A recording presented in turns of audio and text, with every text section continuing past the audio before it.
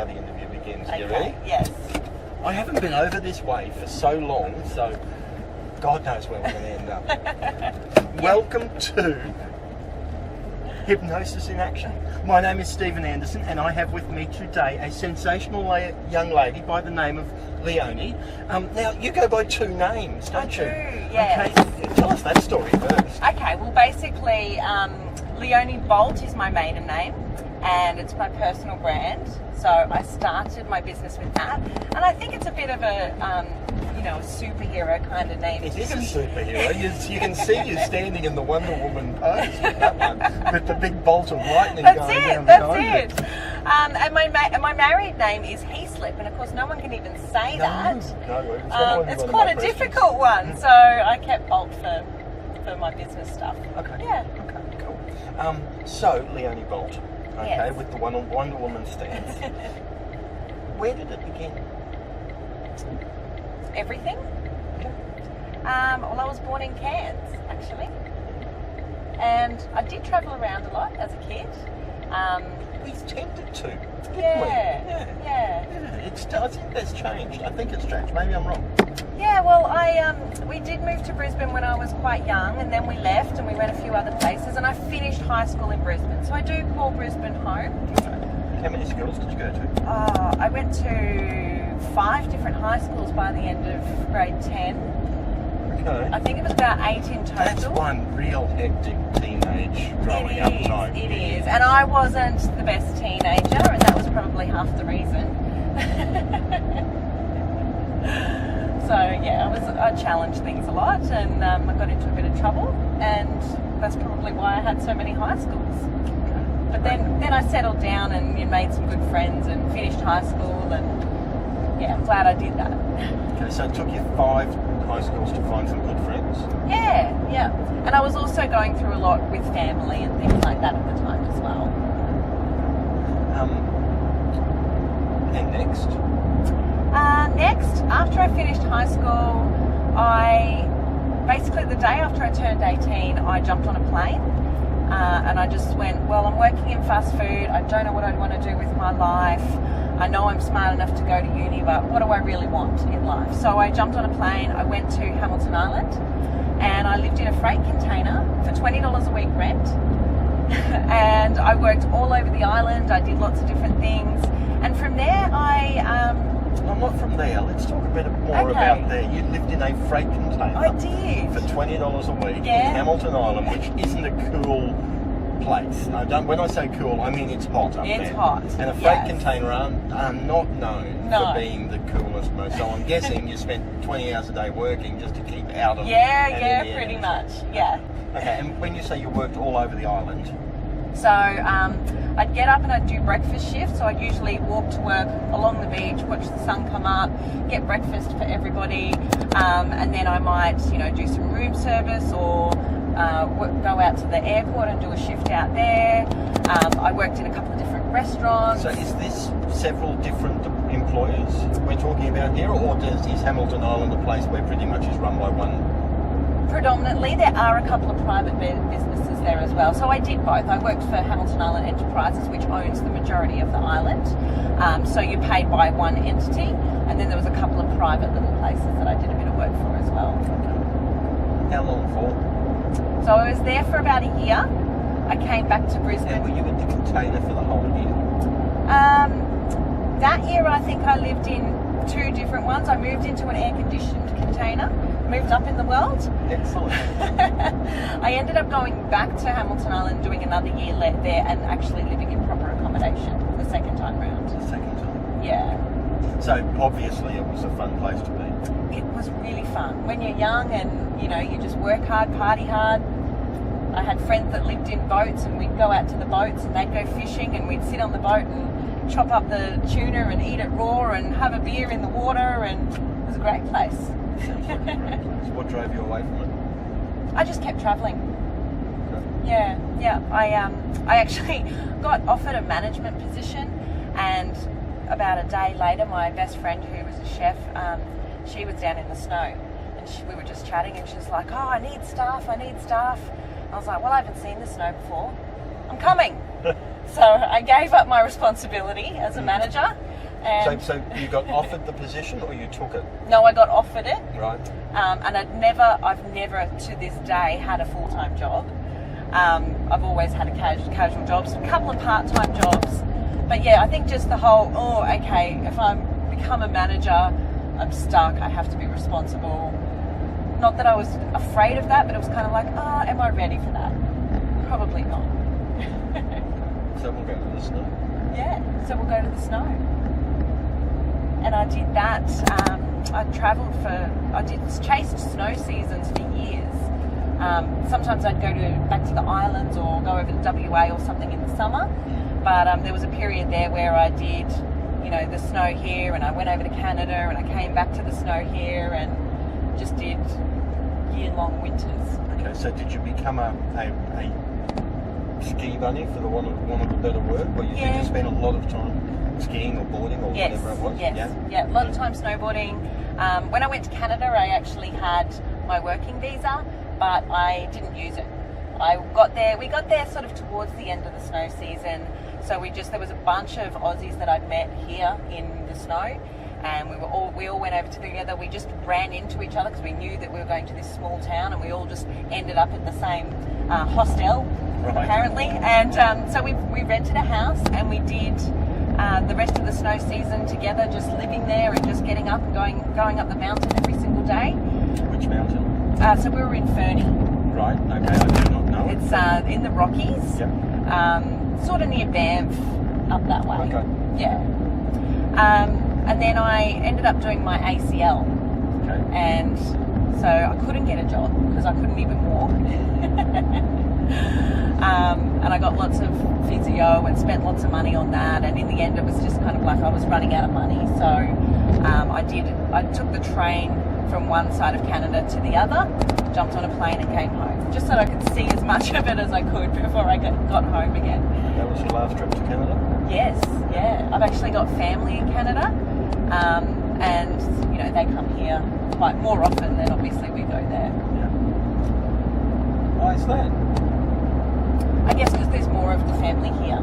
Okay. There's only my dad's brother and his family are there, so obviously, if they want to see everybody, they come back here. How long ago is this? So this would have been 2013. I went to Canada. Yeah. Now I'm confused.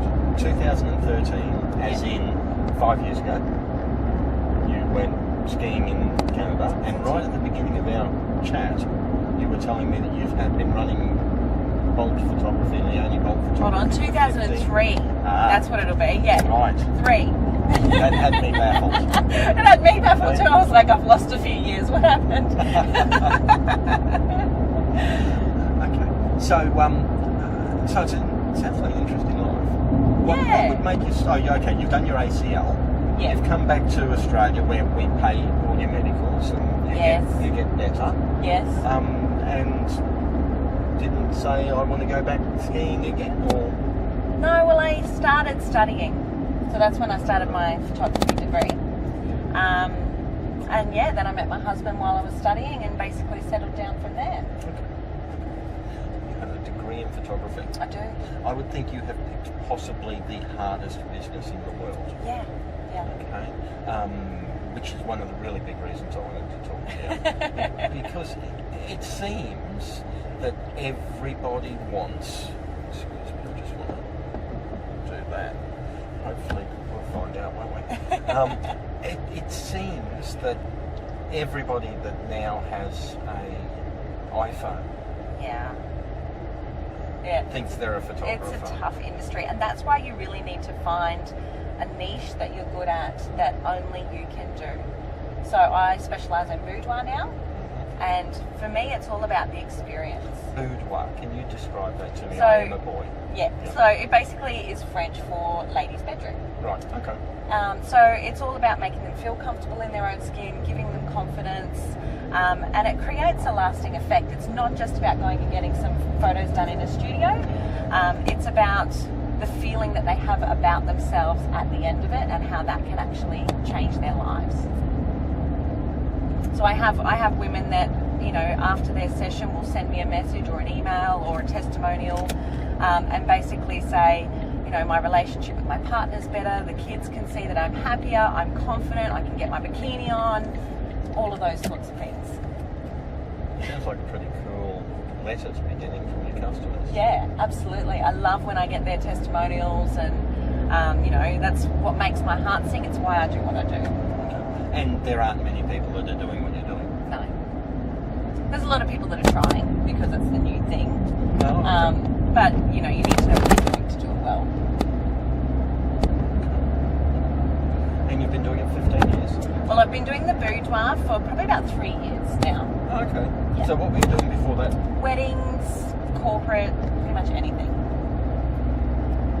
Corporate? So events, headshots, that sort of style. And that just wasn't doing as well as you would have hoped it to? I did love doing weddings. I still do the occasional wedding, but there's, like you said with the iPhone, anyone that picks up a camera thinks that they can be a wedding photographer. You don't need a degree to do photography. And every man and his dog is out there competing for the same brides. It's a really, really, really tough industry. And I just got sick of the hustle. And also the big days. People don't understand how much work actually needs to go into a wedding. So sometimes I guess they do start pretty early, don't they? Yeah, sometimes you might do a 15-hour day. You're carting around probably 30 kilos of equipment, which is probably tens of thousands of dollars worth. And then you go home and you've got 50 gigabytes of data that you've got to download, back up 3 times, and then sift through before you can even start to look at the photos. Yeah. Hence the reason wedding photography tends to be a bit on the pricey side. Yeah, but you think about how many hours that they actually put in, how much money they have to put into their marketing and their equipment and their insurance. Most of them are probably getting paid $10 an hour when they work out their expenses. Right, okay. That actually falls back to most small business people when you think about it. Yeah. There's so many people in small business that are doing it just like that. Yeah. Okay, so there was a big move somewhere along the line. What made that idea appear in your head? It was just how do I mix this up to kind of, I don't want to give up on my photography career because I love it, but it is so hard and I've got to find a way out of it. And boudoir was just something that I thought, okay, well, no one else seems to be doing this, so I'm going to give it a go. And I got myself a mentor and I got myself a studio, and I was just like, I'm going to make this happen. But the actual rewards and what I can see that it does for other people, I realised afterwards.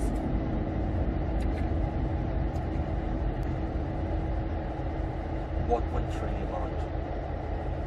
To do the boudoir? Well, I'm used to working with women, and women are predominantly the buyers, but I didn't really want to be doing families and things like that. I've done newborns, I've done families. I just wanted to do something a little bit different. And you chose the right thing. Yeah. Okay, tell me a bit about you. You've travelled the world. Yep. You're a fabulous skier. You lived in a container. Yeah. What other secrets are in there? Oh, probably so many. Yeah, like I said, I wasn't the best teenager. I actually lived in a foster home for a little while. I lived on the streets for a little while. And describe that time of your life. How old were you? I was probably 12 to 15. Yeah. On the streets? On the streets, yeah.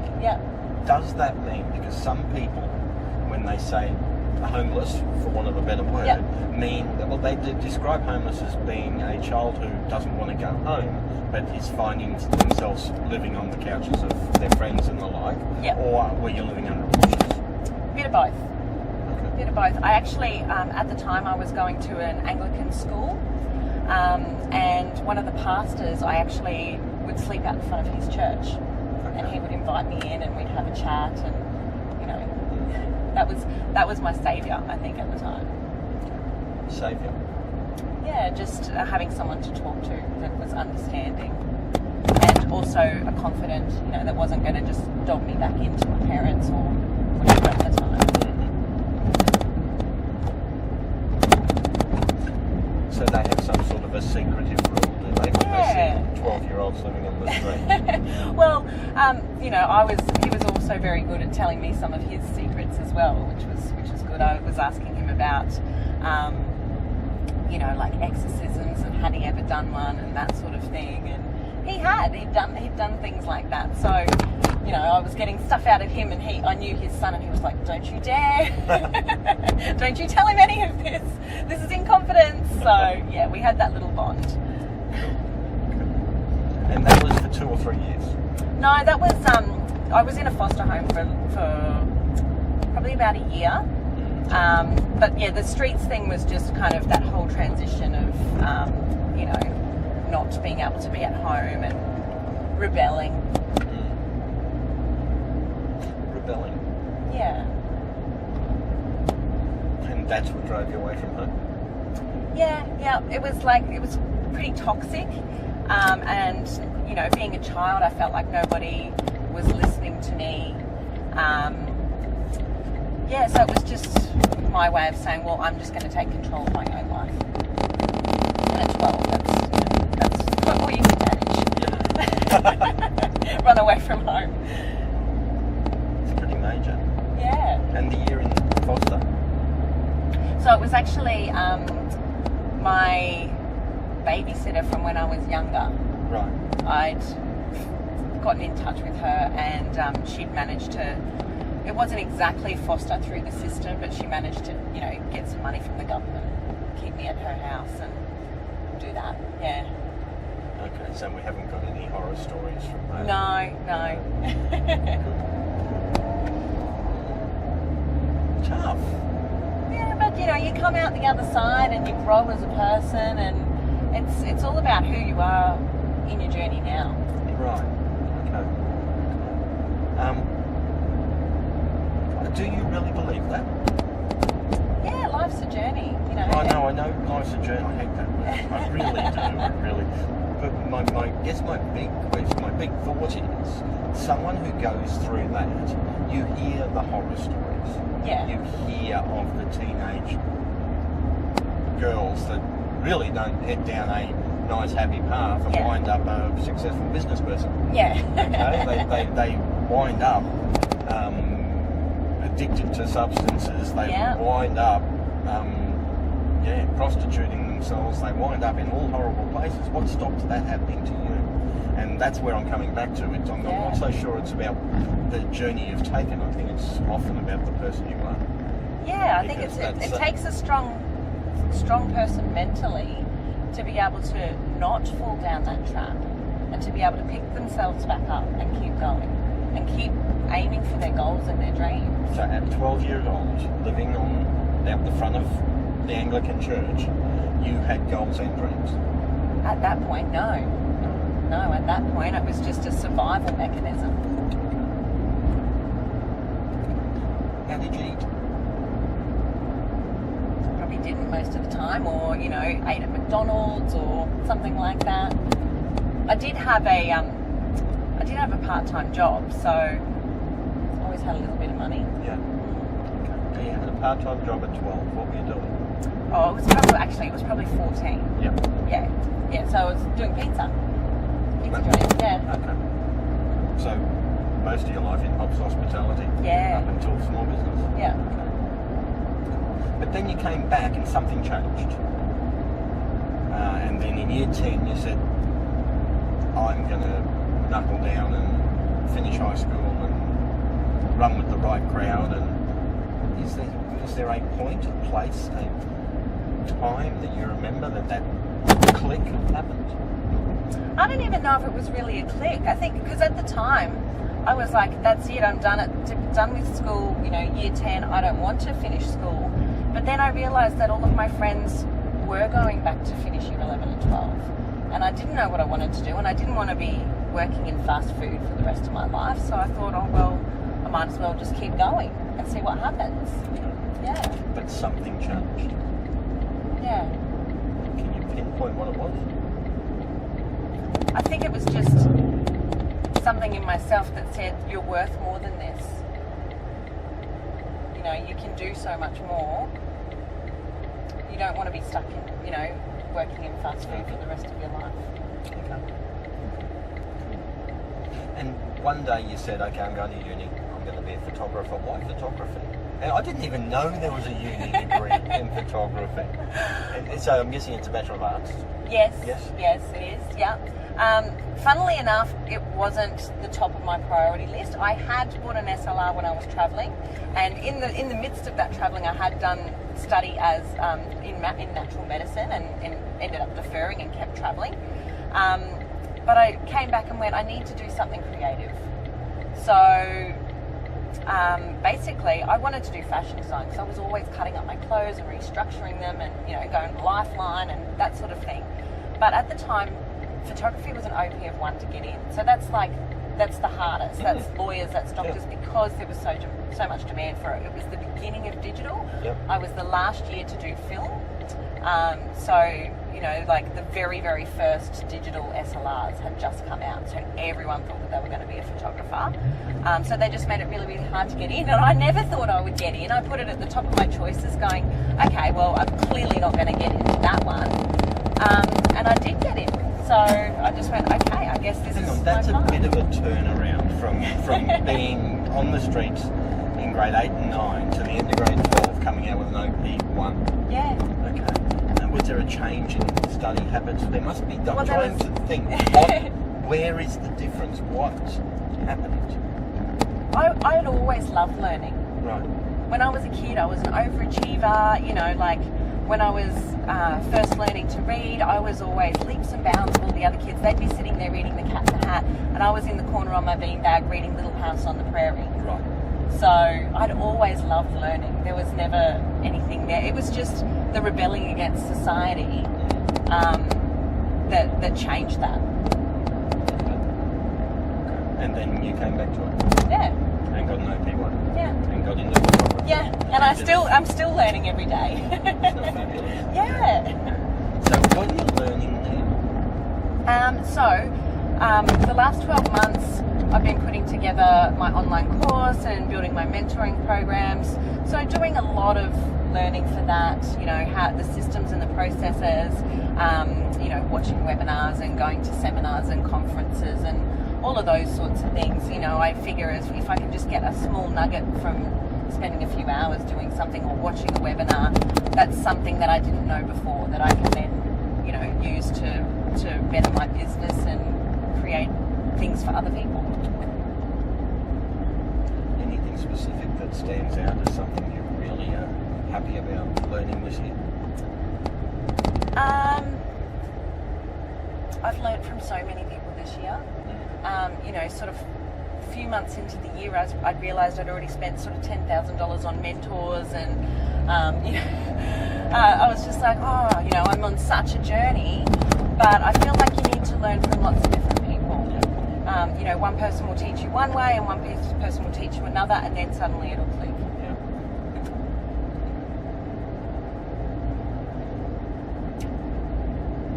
Okay, let's get past uni. Okay. What happened then? So, like I said, I met my husband when I was at uni. So that's what really made me settle down. Before that, I was really a free spirit. I didn't like to be in one place for any length of time. You know, I was always out on the road. I didn't like to commit to anything. And then next thing I know, we'd been living together for 10 years in one house, and I went, oh, okay. Apparently I'm settled down now. Looks like I've committed. So yeah, you know, we got married, had kids. I was doing my photography, basically while still doing other jobs, admin jobs, hospitality jobs, you know, doing weddings on the weekend. But I felt like I wasn't getting where I wanted to go with it. It was hustling all the time, working till 2 o'clock in the morning editing, working all weekend. You know, I was back shooting weddings after both of my kids when they were 6 weeks old. So, you know, I was a breastfeeding mum doing 15-hour days, and I was like, no, there's got to be a better way. I didn't do this degree so that I could, this could be a side hustle. And that's when I just, one day I went, nah, I've had enough, I'm going to make it work, I'm going to pull out all the stops, and it's got to happen. And when you made that decision, what changes did you make and what did you do? So I got myself a great mentor, I got myself a studio, I changed the direction, and I still was learning a lot about marketing and customer service and all of that sort of stuff. I'd been in customer service my whole life, but a completely different industry. As a photographer, you have to work with people's emotions. You have to appeal to them emotionally because they're invested then in what you've got. Otherwise, it's a piece of paper. Yep. You talk a bit about mentors. Yeah.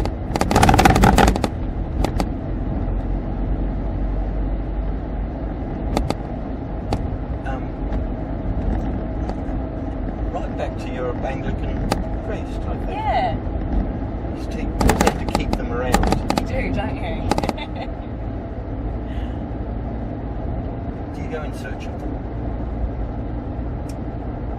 Not always, no. So I usually, because I'm always doing things, I found that I've met them along the way, and it might be that I've known them for a while and I've followed them for a while, and then one day I'm like, oh, I really need to work with you so that I can pick your brain. Okay. How much do you get from them? I get a lot because I find that they keep you accountable, they've got new ideas and ways to do things. There's no way that I could be where I am now without the help of mentors. Can you point to 3 decisions that you wouldn't have made without them? Probably going into my own studio, taking the plunge and going, I'm going to do this full time, because I didn't believe that I was worth charging what I needed to charge to be able to go full time. I basically had to 10 times my prices, and there's no way I could have done that in my own mindset without having someone else tell me, no, this is what you need to be charging, now just go and do it. Get on the phone, I'll get on the phone with you. In fact, let's pretend I'm your receptionist and I'll take the call. And then they book the shoot, and it's just like, okay, I guess I'm doing this and I'm charging that, so... Tell me, walk through what you say to your customers when they call you. Sorry, what was that? What? I want to be on the other end of that call. Yeah. Say is it ever the husband that calls and says, I want this for my wife, or is it always... Sometimes, but you can't talk to them the same way. They see it differently. So when I'm talking to the woman, I have to get them to envisage themselves in the photos. I have to say, is there anything that you've seen that you'd really like to try? Talk to them about what do you want to do with them? Is it something you want to hang on the bedroom wall? Can you see you doing this? Looking over your shoulder, giving eyes to your husband, hanging on the bedroom wall, and get them to envisage it. Yeah.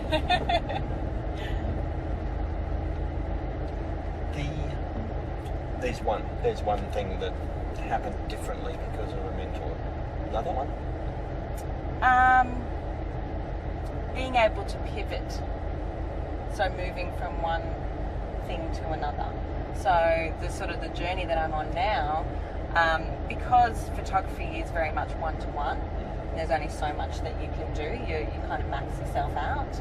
And I have tried to take on other photographers, but I find that my clients are never as happy. I can take on other photographers to do weddings and events and things like that because they don't necessarily need to be me.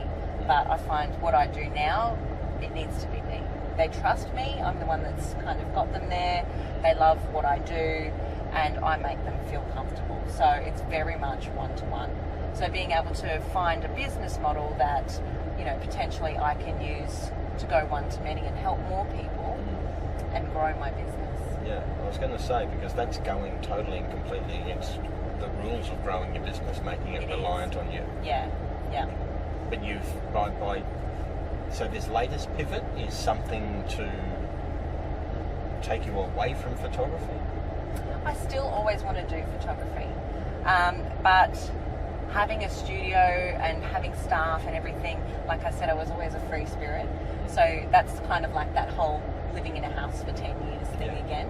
I'd like to be able to not be so held down and stressed by, you know, having to pay all the bills and the staff and keep it running. I'd like to be able to do a bit of both and have a bit more freedom and be able to work from anywhere.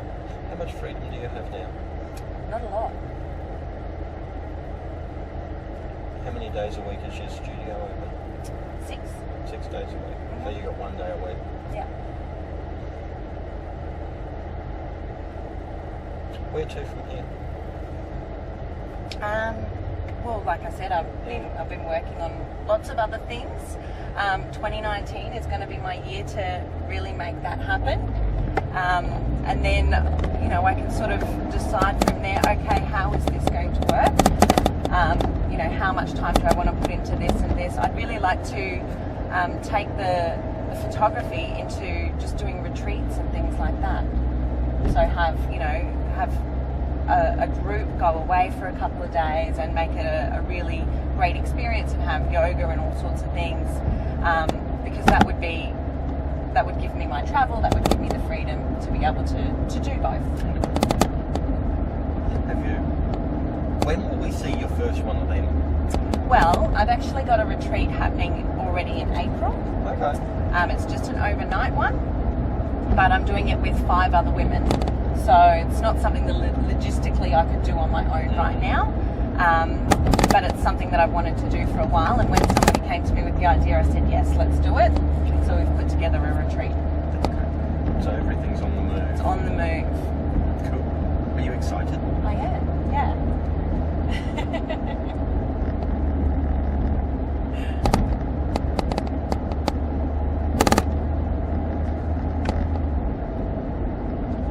So tell me about this retreat. Okay, so it's basically, like I said, myself and 5 ladies. 2 are life coaches, but they work in different areas.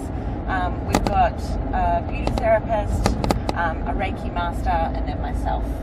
Okay. So basically, we've got the setting the goals, we've got the meditation, we've got the and you're taking workshops as well.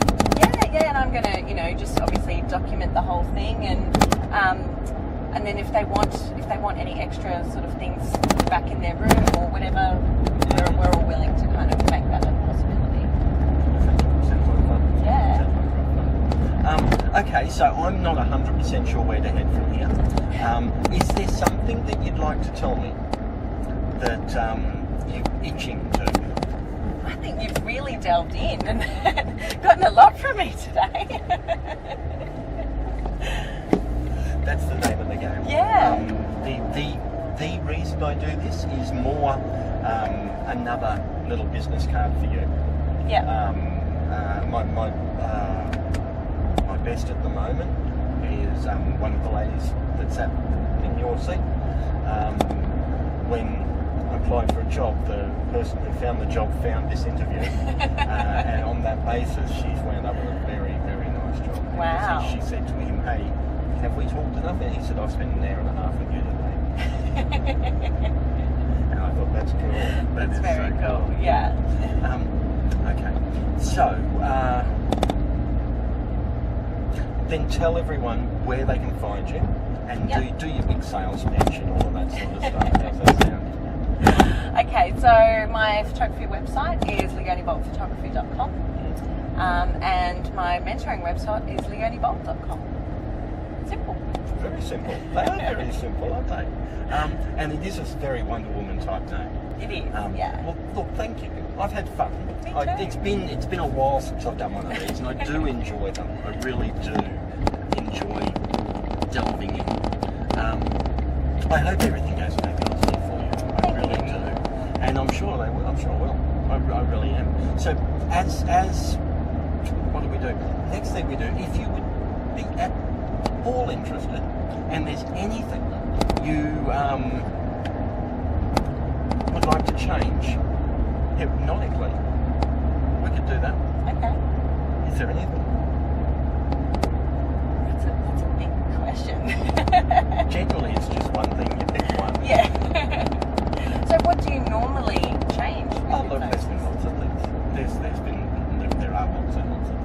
stage fright in our type of a game is one big one. Procrastination is another one. Yeah.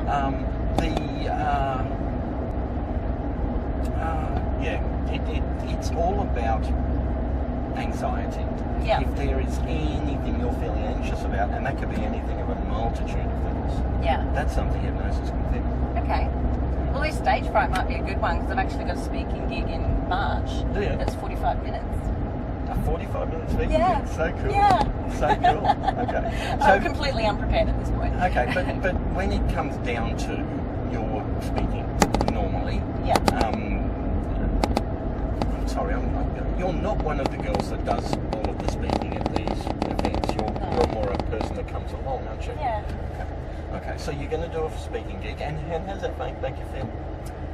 I'm excited, but I'm a bit worried about how I'm going to be when I actually get that. Okay, you're a bit worried Yeah. about how you're going to be when you actually get there. Yeah. And when you say you're a bit worried, can you describe that a little bit more? Well, I know when I'm public speaking, I get the red flush. Right. And I'm worried that, I'm just going to say the wrong thing or forget what I was doing, get the serious butterflies. Okay. And have you had all of this before? Yeah. Yeah. Wait. Well, I don't think I've done a public speaking gig since I was in high school, to be honest. Right. Okay. Not in front of a big group of people. I'm okay in small groups. Like I do my own networking events and things, so I'm okay with small groups. Can I say that it doesn't sound like you're stressed about this at all? It really doesn't. I think you got this without any doubt whatsoever. I would say because really, when someone is stressed about standing up in public, Yeah. their face goes, and we start talking about it like you and I just have. Yeah. Their face goes pasty. Yeah. Their chest gets tight, and that's not you. Yeah. That's not the feeling. I don't think you're I've got having at anything all. that No. makes me go pasty and clammy. Perfect. Can't ask for anything more. Have I got myself lost? No, you're doing really well. I'm doing really well. Okay. So I'm heading towards somewhere that's going to take us to where we need to be. Basically, yeah. Yeah, good. So at these lights, if you turn right, we're almost there. We're almost there. Yeah. Perfect. You did well considering you haven't been on this side of town It's for been a while. I used to work this side of town about 15, probably closer to 20 years ago. Yeah. Yeah. And what were you doing then? A small business. I was a solar tube dealer. I installed solar tube skylights. Yep. And did that for nearly 20 years. Yeah. And did the, let's build an empire type thing, and realised that I hate employees, so you sack them all and go back to you. You know where I'm coming from then. Oh yeah. Sonny is going through it right at this moment. Oh, really? He's done virtually exactly the same thing I've done, except he's done it. Virtually exactly the same thing I did, and he's now saying, no, I don't know, I like this idea of having employees. Yes. And having to own 7 vehicles, and Yeah, it's stressful, isn't it? Absolutely. Yeah. Absolutely. And no one's as passionate about what you're doing as you are. No, definitely not. Definitely not. But no, I'm glad that you don't need any public help, because you seem incredibly strong. You really do. I like to think so. I do keep myself awake at night, but don't we all? Don't we all do. Not this one at the lights. We most certainly do. How's your husband cope? Is he a work for himself type, or does No, he? and he has no desire to. So basically, he works for a company that he's worked for over 10 years. His dad's one of the directors, and he doesn't intend on going anywhere. Right. I think one day he may end up being one of the directors, but So yeah, it's very hard talking to someone about what you do on a daily basis when they just go to their job. Yeah. Oh, look. I've just lived it for the last 12 months. And go with working with people who just go to their job. You Yeah. know? It's so unusual. Yeah. So different. It's so yeah. Hence, I'm back playing this game again. Yeah. Yeah. And now I might have some time to start actually working on my business this year. Yes. Well, Leoni, thank you very much. Thank now, you. Before we go, can I ask you a big favour? Yes. Can you look into that camera there and say, if you would like to see this entire show, If you would like to see this entire show, you will find that you will find that at outbackhypnosis.com. at outbackhypnosis.com. Cool.